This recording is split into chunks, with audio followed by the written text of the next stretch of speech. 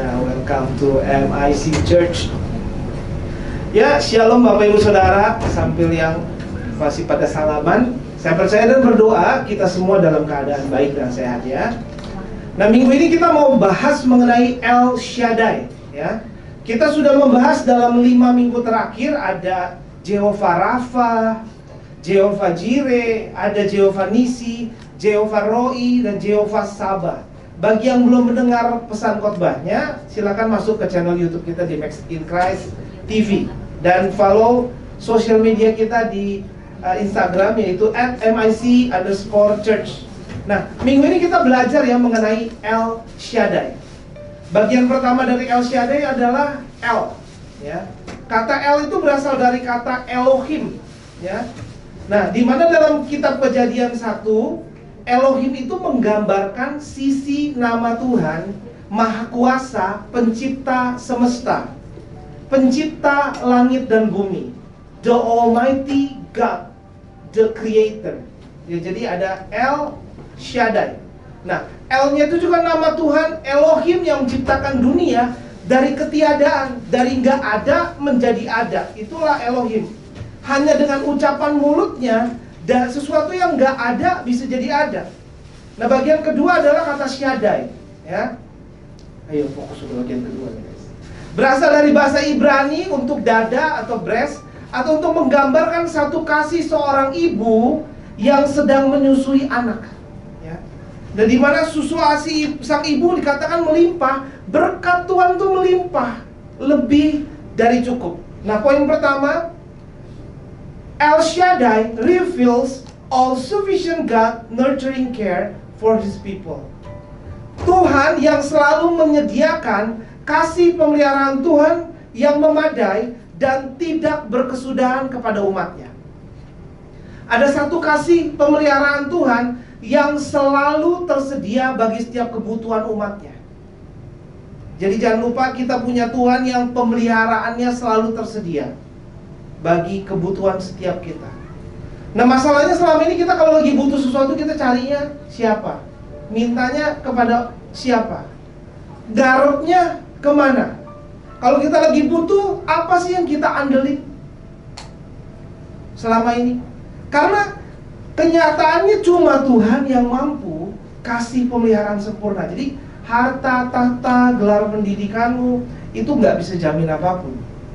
Hanya Tuhan yang mampu. Masalahnya kita selama ini kalau lagi butuh tuh mintanya kemana, ngarepnya kemana, apa yang diandelin. Karena seharusnya sebagai anak yang diasuh, kalau kita mau tadi kalau digambarkan El Shaddai itu seperti ibu yang sedang menyusui. Kalau kita dekat, baru pemeliharaan Tuhan ada. Kalau kita dekat ya bisa, ibu bisa menyusui anak. Kalau kita jauh dari ibu, seringkali kita bilang, kok gue gini hidup saya. Padahal berkat Tuhan melimpah, pemeliharaan Tuhan melimpah, tapi kita yang menjauh. Kita cari di tempat yang lain, kita andalkan yang lain. Nah, kita harus ingat bahwa El Shaddai, itu kata Shaddai berasal dari asal kata Shad, yang berarti dada atau ASI seorang ibu, yang menggambarkan satu asupan yang hanya bisa diperoleh itu dari Tuhan. Jadi nggak bisa dari tempat lain ya. Jadi kalau kita mau mengalami El Shaddai, kita harus mendekat sama Tuhan. Jadi apapun yang kita butuhkan, Tuhan menyediakan. Dan pemeliharaan Tuhan itu ya cuma Tuhan yang mampu berikan, yang lain nggak bisa kasih. Satu gizi, satu nutrisi, satu keamanan, satu pertumbuhan, satu pendampingan, penyertaan Tuhan, pemeliharaan Tuhan yang hanya Tuhan yang mampu kasih ke kita.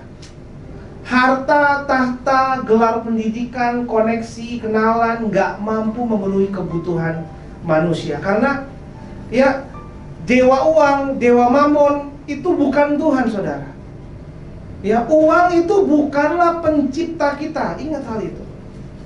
Kalau kita mau alami El Shaddai, mari mendekat sama Tuhan, mari andalkan Tuhan. Sadari bahwa ada satu kasih pemeliharaan Tuhan yang selalu tersedia, jadi selalu available. Cuma kita harus mendekat. Kalau dekat baru kita bisa alami. Kalau menjauh, ya kemungkinan kita lagi cari di tempat lain itu. Makanya siang hari ini saya ajak Bapak Ibu Saudara, kita dekat sama Tuhan. Kita mau ngalami berkat pemeliharaan Tuhan yang melimpah kok. Coba toel kiri kanannya, kamu harus dekat sama Tuhan. Ayo. Ya jangan jauh-jauh bener ya, selama ini menjauh. Aku dekat, engkau pergi. Salah ya lagu jadi. Nah, next adalah do not treat a resource like it's a source. Jadi ingat bahwa kita hanya punya satu sumber dari segalanya. Ya, simpel padahal prinsipnya. Jadi Tuhan adalah sumbernya. Jangan ngaco pikirannya. Kita memperlakukan berkat yang Tuhan beri malah menjadi Tuhan di hati kita. Padahal Tuhan kasih kita talenta, Tuhan kasih kita bakat, Tuhan kasih kita dipercayakan harta, tetapi kita malah interest ke sana. Waktu kita habis untuk hobi. Betul apa betul? Waktu kita habis untuk harta, Tuhan percayakan pekerjaan, waktu kita habis untuk pekerjaan. Kita seringkali, padahal Tuhan percayakan kita sesuatu, kita lupain yang ngasih, lalu kita sibuk nikmatin. Padahal berkatnya baru dikasih Tuhan. Harusnya Tuhan yang kita sembah, dialah sumber berkat itu. Jangan kita malah nyembah uang, karena semua itu dari Tuhan. Harta, tahta, jabatan, promosi, kemenangan, semua dari Tuhan. Mari jangan sibuk cintai uangnya, lalu lupain Tuhan yang udah kasih itu sama kita. Kita datang ibadah setiap minggu, kita pelayanan, kita baca firman Tuhan setiap hari, kita mengucap syukur, kita kasih waktu kita sama Tuhan. Itu pengucapan syukur kita. Karena banyak orang di belahan dunia lain, dia udah gak punya waktu lagi jalan kaki, tiba-tiba ada rudal datang, ada mortar datang. Udah dengar ya beritanya akhir-akhir ini ya, tiba-tiba stop tuh, gak ada waktu lagi. Nah kita masih ada waktu. Jam segini, pagi-pagi mau kasih hidup untuk apa? Cek baterai handphone udah kecas apa enggak, lalu cek notifikasi gitu ya, lalu cek, loh akhirnya tenggelam dalam online shopping, udah setengah jam berlalu, lalu cek lagi, udah siang, telat, terus ragu deh karena udah telat, apa ibadah ya? Nah ini penyakit di hari Minggu karena dihajar sama pandemi, ya generasi rebahan, berbahaya ya. Nah jangan, karena di belahan dunia sana ada tiba-tiba lagi jalan, ada serangan teroris. Waktu stop, kesempatan stop. Kita punya waktu dari Tuhan, kita punya kesempatan dari Tuhan. Kita kasih waktu kita buat Tuhan. Jadi nggak sekedar gini, ya udah nanti ikut online aja. Ya bukan mengecilkan yang online, tapi kalau kita punya waktu, kita kasih yang terbaik buat Tuhan. Karena kalau udah rudal dan mortar udah datang, kamu udah nggak punya waktu. Kamu udah nggak punya waktu dan kesempatan untuk kita kasih sama Tuhan. Nah sekarang kalau kita punya waktu, kita kasih buat Tuhan. Jangan sampai nanti. Kalau kita masih bisa bernafas, mari kita beri hidup kita bagi Tuhan. Kita memberikan mungkin persembahan, persepuluhan, kita support, dukung pembangunan bait Allah.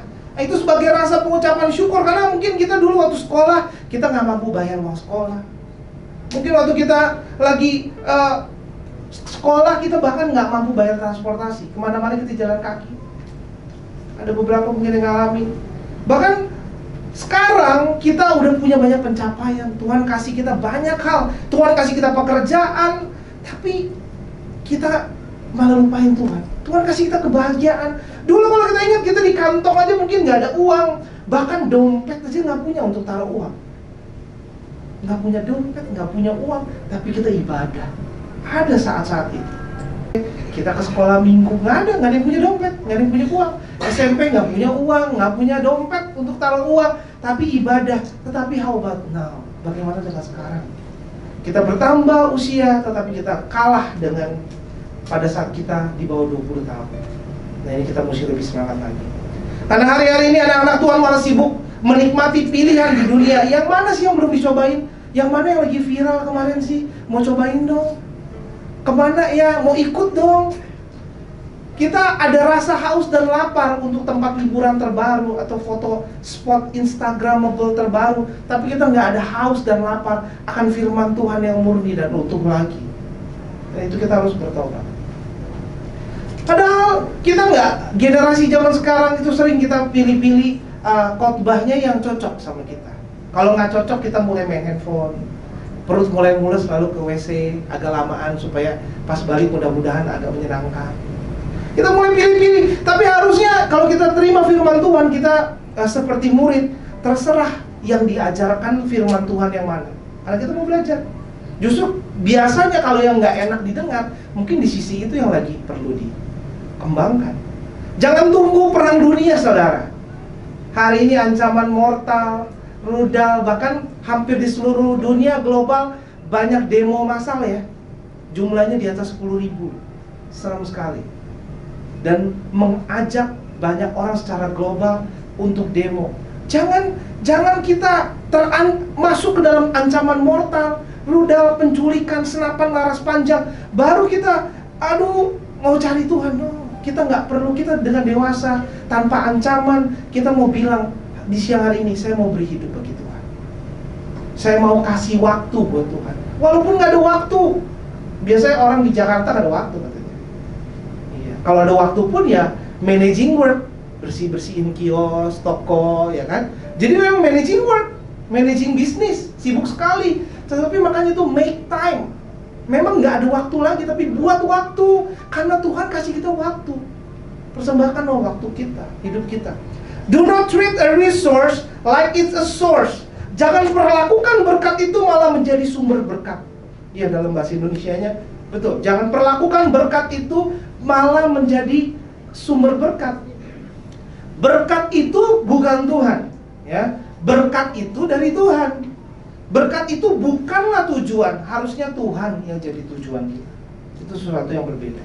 Ingat ya, uang itu alat tukar. Jadi kita mesti ingat, uang itu alat tukar saja. Dan di belahan dunia lain ada status negara sedang perang, alat tukar itu udah nggak bisa berjalan banyak.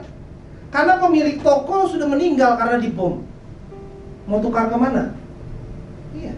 Pemilik perusahaan sudah dibunuh, ditembak oleh teroris. Internet mati, listrik mati, air nggak ada, saldo di bank juga udah nggak bisa diakses karena perusahaannya, banknya, dan seluruh karyawannya sudah kena rudal, habis sebuah satu gedung, runtuh. Terus gimana? Kemarin kita andalkan itu, lalu suatu hari tidak bisa diandalkan. Kita mesti sadar, uang itu bukan Tuhan. Mari jangan gagal paham. Uang itu alat tukar, jangan disembah. Tuhan itu pencipta segalanya, Dia Tuhan yang mempercayakan kita banyak hal. Kasih kita waktu, talenta, harta untuk dikelola bagi kemuliaan nama Tuhan. Nah, Dia Tuhan yang mempercayakan kita banyak hal ya. Jangan sampai kita sibuk, ya hobi, apapun itu. Harusnya kita kalau ada hobi, itu ada circle baru di hobi itu untuk kita bisa kasih tahu tentang Tuhan. Kalau kita masuk ke dalam dunia kerja tertentu, kita ketemu circle baru, kita kasih tahu tentang Tuhan. Jadi bukannya diem-diem aja. Kita nggak hidup cuma begitu aja. Mati, lahir, sekolah, kerja, meninggal. No. Ada yang kita harus lakukan di setiap circle kita. Kalau kita lagi sekolah ya di sana, kita lagi kuliah di sana, kita lagi kerja ya di sana, lagi bisnis ya di bisnis itu.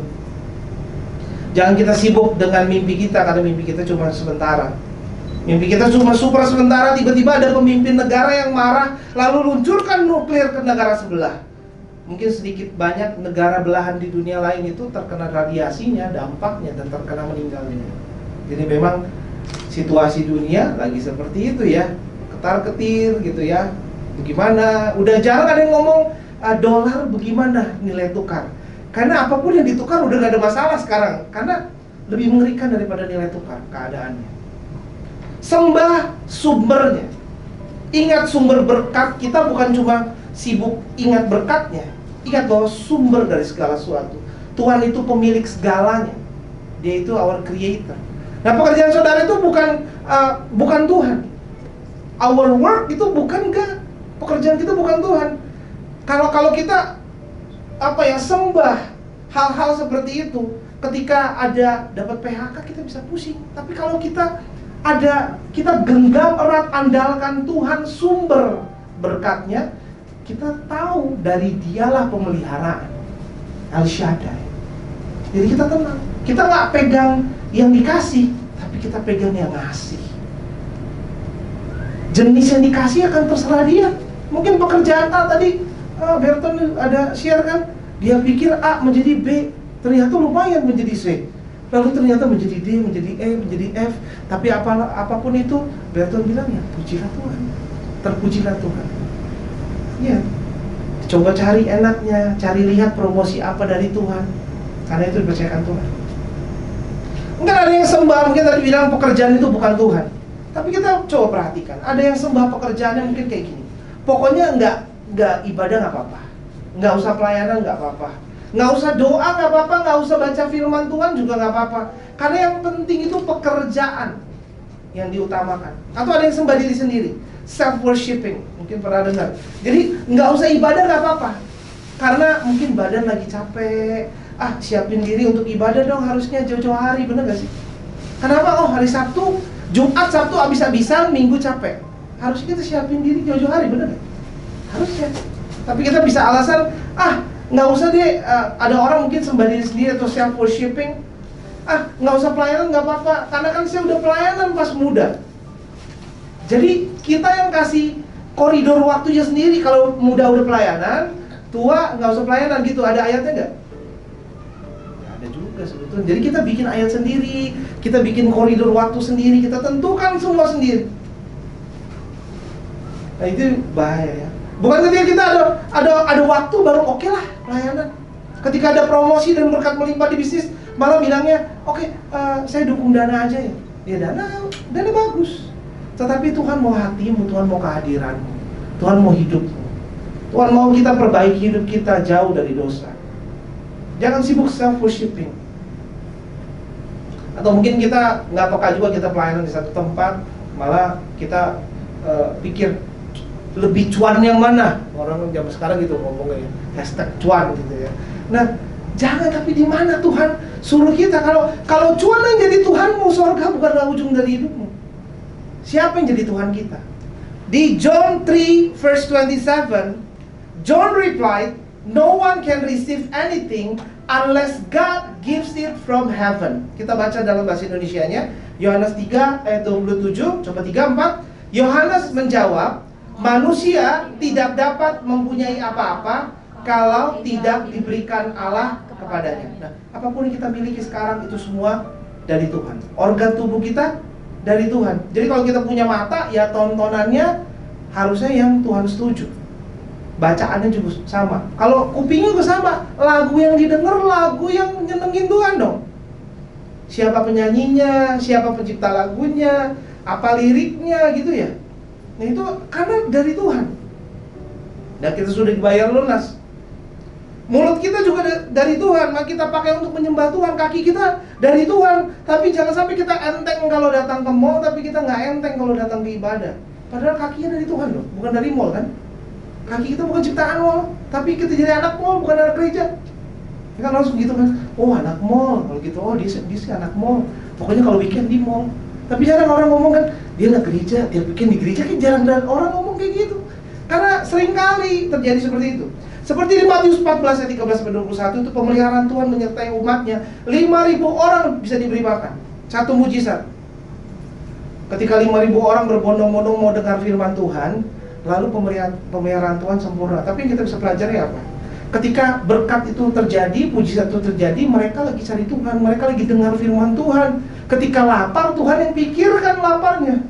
Tapi seringkali kita minta Tuhan pikirkan lapar kita, tapi kita nggak lagi haus dan lapar akan firman Tuhan. Kejadian 5.000 orang diberi makan itu kan gitu. Mereka lagi haus dan lapar akan firman Tuhan, sampai mereka nggak pikirin nanti makannya bagaimana. Nah Tuhan punya kayak gitu.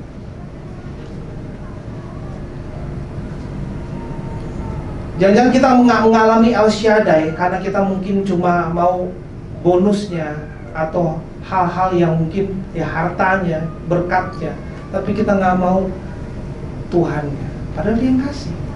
Yohanes 15 ayat 5, "Akulah pokok anggur dan kamulah ranting-rantingnya. Barang siapa tinggal di dalam aku dan aku di dalam dia, ia berbuah banyak. Sebab di luar aku kamu tidak dapat berbuat apa-apa." Jadi kita harus ingetin terus ke diri kita, tanpa Tuhan kamu tuh gak bisa buat apa-apa. Kamu gak akan mampu tanpa Tuhan. Nah padahal El Shaddai itu mau memelihara kita sampai masa tuamu, aku menggendong kamu. Tapi kita yang gak boleh gendong. Dia udah sediakan segalanya, tapi kita seringkali menjauh daripada dia. Bagian pertama dari El Shaddai tadi kita udah bahas ya, Elohim, menggambarkan sisi Tuhan, pencipta. Dia menciptakan dari yang gak ada menjadi ada. Poin kedua, El Shaddai created life from nothing. Jadi dia Tuhan El Shaddai yang bisa menciptakan dunia dari ketiadaan. Ya. Jadi kalau keadaan Bapak Ibu Saudara sedang tidak ada harapan, tenang. Karena Tuhan itu dari yang nggak ada bisa jadi ada. Tuhan kita El Shaddai yang mampu bikin sesuatu jadi ada, walaupun kenyataannya lagi nggak ada. Dia Tuhan yang menciptakan another kenyataan. Kenyataan lain di luar kenyataan. Jadi apapun kondisi keuangan saudara, apapun kondisi kesehatan saudara, apapun kondisi mungkin pekerjaan atau bisnis saudara, dia Tuhan yang mampu bikin ada klien, ada order, ada deal, walau kondisi dunia mungkin lagi sepi order, mungkin kondisi lagi sepi klien, tapi itu tidak berlaku bagi anak-anak Tuhan yang mengerti El Shaddai. Dia Tuhan yang mampu bikin sesuatu jadi ada, walaupun kenyataannya lagi nggak ada. Mari kita jangan sibuk pakai cara dunia. Kita mau baca firman Tuhan di Kejadian 17 ayat 1 sampai 8. Ketika Abraham berumur 99 tahun, maka Tuhan menampakkan diri kepada Abraham dan berfirman kepadanya, "Akulah Allah yang Maha Kuasa, hiduplah di hadapanku dengan tidak bercela. Aku akan mengadakan perjanjian antara aku dan engkau, dan aku akan membuat engkau sangat banyak." Lalu sujudlah Abraham dan Allah berfirman kepadanya. Ayat 4, "Dari pihakku inilah perjanjianku dengan engkau akan menjadi bapa sejumlah besar bangsa. Karena itu namamu bukan lagi Abraham melainkan Abraham, karena engkau telah kutetapkan menjadi bapa sejumlah besar bangsa. Aku akan membuat engkau beranak cucu sangat banyak, engkau akan kubuat menjadi bangsa-bangsa, dan daripadamu akan berasal raja-raja." Ayat 7, "Aku akan mengadakan perjanjian antara aku dan engkau serta keturunanmu, turun-temurun menjadi perjanjian yang kekal, supaya aku menjadi Allahmu dan Allah keturunanmu. Kepadamu dan kepada keturunanmu akan kuberikan negeri ini yang kau diami sebagai orang asing, yakni seluruh tanah Kanaan akan kuberikan menjadi milikmu untuk selama-lamanya, dan aku akan menjadi Allah mereka." Ini mengarah kepada poin terakhir. Setelah di Kejadian 16, Abraham dan Sarah itu meragukan Tuhan, dan akhirnya mengambil seorang hamba perempuan bernama Hagar untuk melahirkan anak. Karena nyelonong, tidak seizin Tuhan, bimbang, ragu, kurang percaya, nggak setia nunggu janji Tuhan di pasal sebelumnya, akhirnya malah Tuhan harusnya responnya, "Loh gimana kita bayangkan kita?" Tapi Tuhan dengan penuh kasih menampakkan dirinya. Jadi ayat-ayat tadi itu setelah kejadian Hagar, tapi Tuhan dengan penuh kasih, Tuhan menampakkan dirinya kepada Abraham dan berfirman, memperkenalkan El Shaddai. Itulah Tuhan kita. Jadi kalau selama ini kita ada, Tuhan kasih kita janji, kita dengar janji Tuhan, tapi kita mau pakai cara kita sendiri, belum terlambat, saudara. Kita nggak setia, tapi Tuhan setia. Abraham dan Sarah harusnya percaya sama janji Tuhan El Shaddai yang mau melihara mereka untuk selalu ada buat setiap kebutuhan. Tapi seperti banyak dari kita mungkin nggak sabar ya sama jawaban doa, nggak sabar mana nih janji Tuhan gitu ya. Kita coba pakai cara dunia untuk dapetin apa yang kita mau. Kalau kita pakai cara kita kayaknya, ya baiknya kayak gini deh. Malah kejadiannya ujungnya masa depan ribuan tahun kena dampaknya. Hancur perang, berantem, politik, karena kita nggak mau sabar sama janji Tuhan. Mungkin kalau kita next kata sabar, iya gitu ya, orang pusing banget kepalanya. Nah, sabar ya kan. Nah, kadang-kadang kita harus perbaiki diri, ya kan, siapin diri. Kalian jangan cuma gini, "Aduh kok pasangan hidup saya kemana ya? Kemana lah? Rusukku kemana ya?" Gitu kan ya. Lalu kita pakai tulang sembarang ukuran gitu ya. Kok senyum sampai ke belakang ini. Ayo kita perbaiki diri, siapin diri kita, kembangkan kualitas diri, doa puasa. Lalu siap ketika jawaban doa datang, jangan kaget-kaget gitu ya kan. Ya Luvia, tiba-tiba bulan depan gitu kan ya, namanya. Jangan kita nggak siap-siapin, tetapi ketika dibilang bulan depan kita yang kaget. Tuhan kita memang seringkali mengagetkan kita dengan caranya yang ajaib. Jangan kita pakai cara dunia, maksa diri, lowering your standard. Bukan anak Tuhan, nggak apa-apa deh, yang penting mau sama gue. Kayak gitu. Jangan dong. Terang sama gelap nggak bisa bersatu, saudara. Yang ada seringkali udah rajin pelayanan, udah disiplin ibadah, malah ketika memiliki pasangan yang kita paksakan, kita pilih sendiri, kita nggak mau sabar nunggu yang dari Tuhan. Malah yang tadinya rajin nggak pelayanan lagi, yang tadinya disiplin nggak ibadah lagi. Sekarang kita ada juga mungkin sibuk pikirin mood, kalau mau ibadah tergantung perasaan. Ada lagi. tergantung perasaan. Nah, kita mesti kerjakan apa yang menjadi bagian kita. Semangat dalam setiap mungkin deal bisnis, jangan seradak seruduk, ya kan? Jadi jangan dikit-dikit kita rasanya pusing sendiri. Ada juga yang mungkin mau cepat kaya, ya kan? Jadi memang karena mau cepat kaya, jadinya Tuhan, padahal janji Tuhan akan nyata nih pelan-pelan. Tapi karena mau cepat kaya, dia seradak seruduk. Mau cepat-cepat, mau pamer, mau paksain diri, akhirnya jual ini itu, pinjam kiri kanan untuk investasi. Dan banyak yang terkena kemarin itu kena tipu di investasi.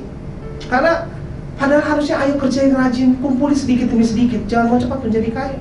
Dia Amsal 6 ayat 6 berikutnya, hai pemalas, pergilah kepada semut, perhatikanlah lakunya dan jadi lebih bijak. Ia menyediakan rotinya di musim panas dan mengumpulkan makanannya pada waktu panen. Jadi jangan hanya kita nggak mau nunggu Tuhan kapan ya jawab doa kita, tapi kita mau cepat menjadi kaya, maunya sekarang. Jangan 10 tahun lagi. Kalau Abraham sabar 25 tahun dia mampu. Kalau saya waduh 2 tahun aja nggak sanggup.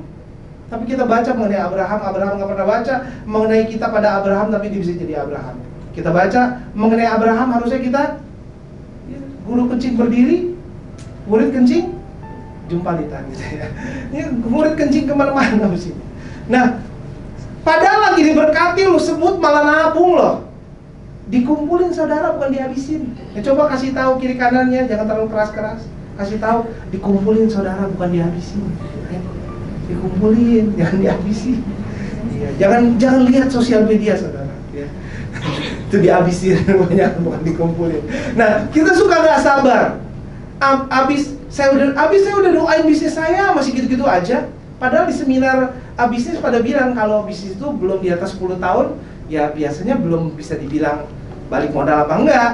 Tapi kita nggak sabar, 2 tahun tutup, 6 bulan tutup. Ada soto dekat kantor saya belum sampai 6 bulan tutup, gitu kan berarti kenyataannya. Kita nggak ada planning sampai kapan gitu loh, ya kan? Jangan ambil sembarang penawaran. Kadang-kadang udahlah nggak apa-apa lah.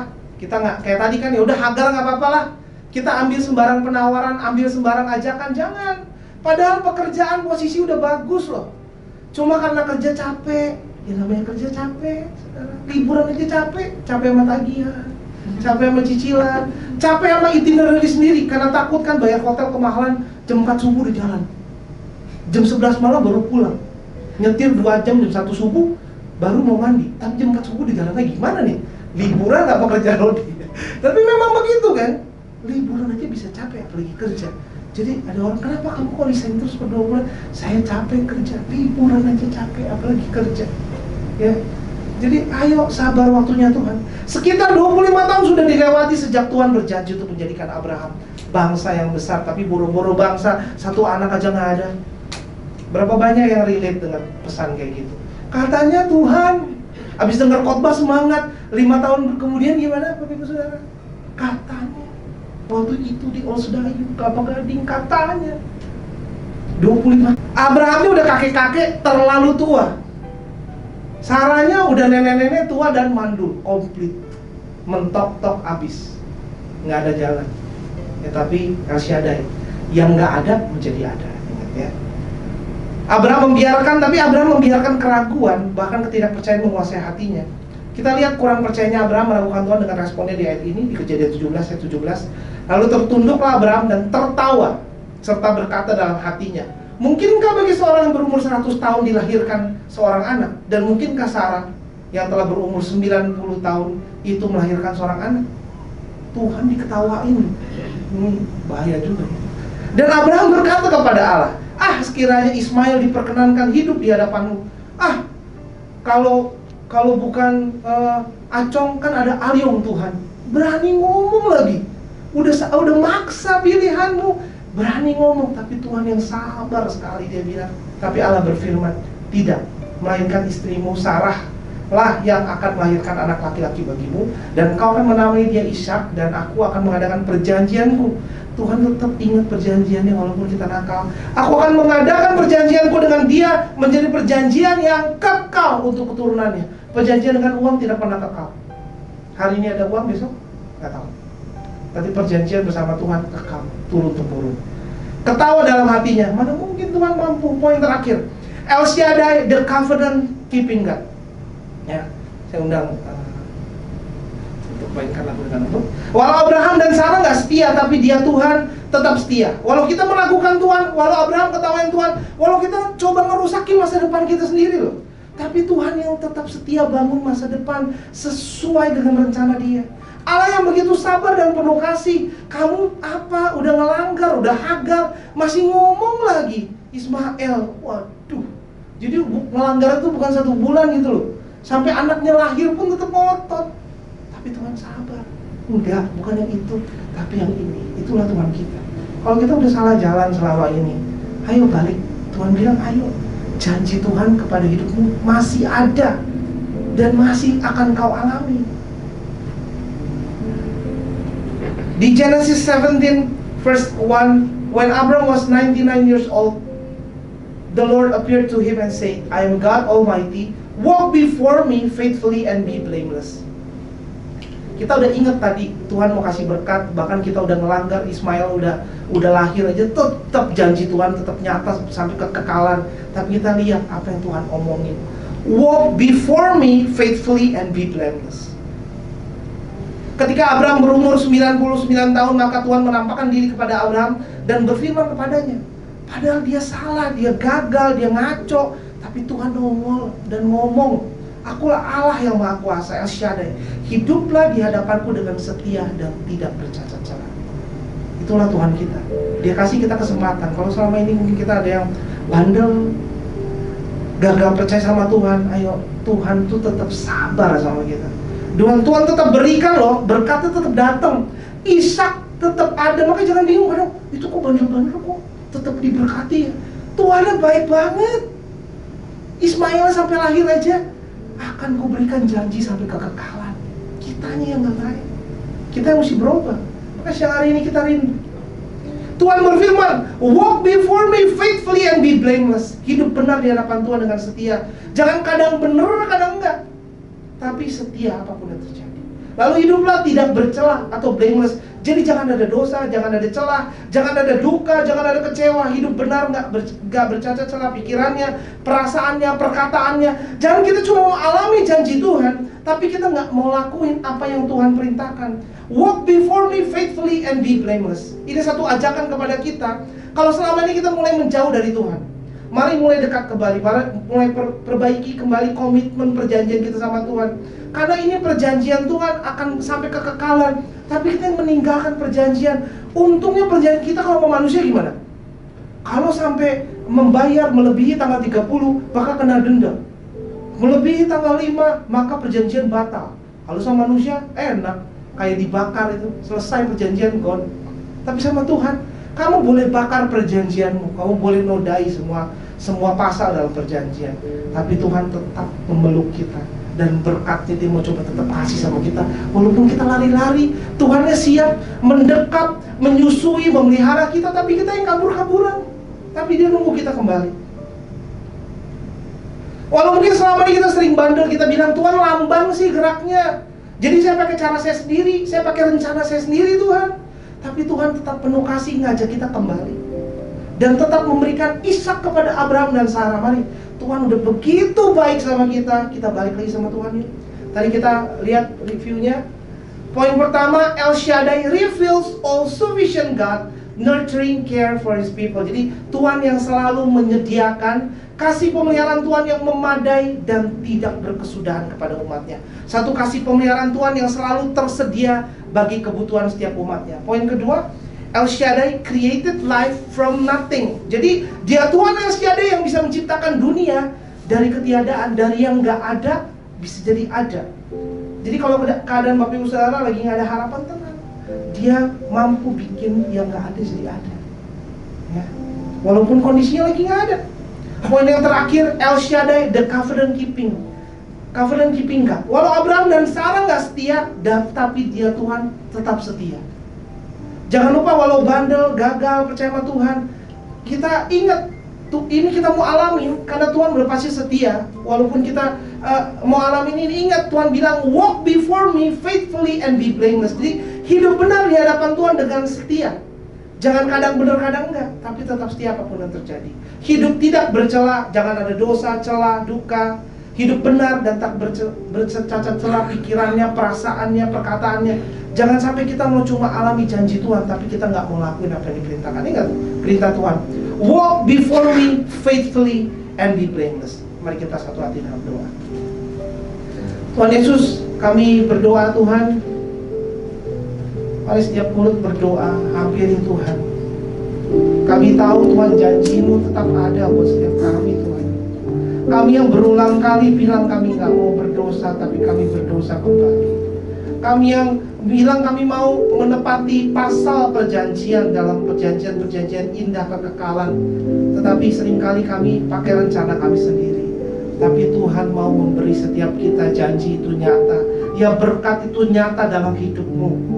Dan berkat itu akan terjadi. Apa yang Tuhan mau kasih, Dia akan tetap kasih.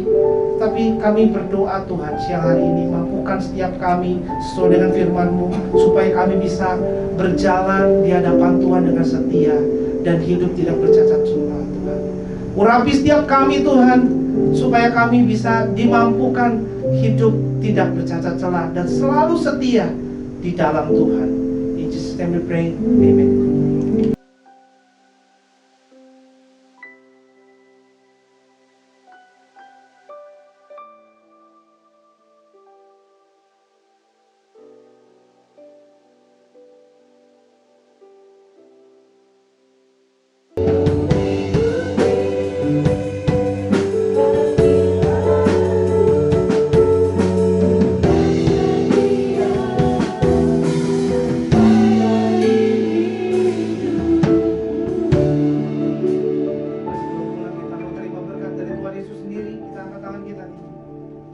Diberkatilah kau di kota dan diberkatilah kau di ladang. Diberkatilah bakulmu dan tempat adonanmu.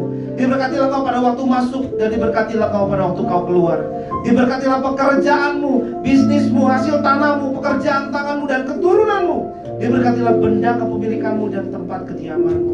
Terimalah berkat dari Allah Bapa, Putra, dengan persekutuan yang manis, dengan Roh Kudus yang memampukan kita menjadi pribadi yang maksimal di dalam Kristus.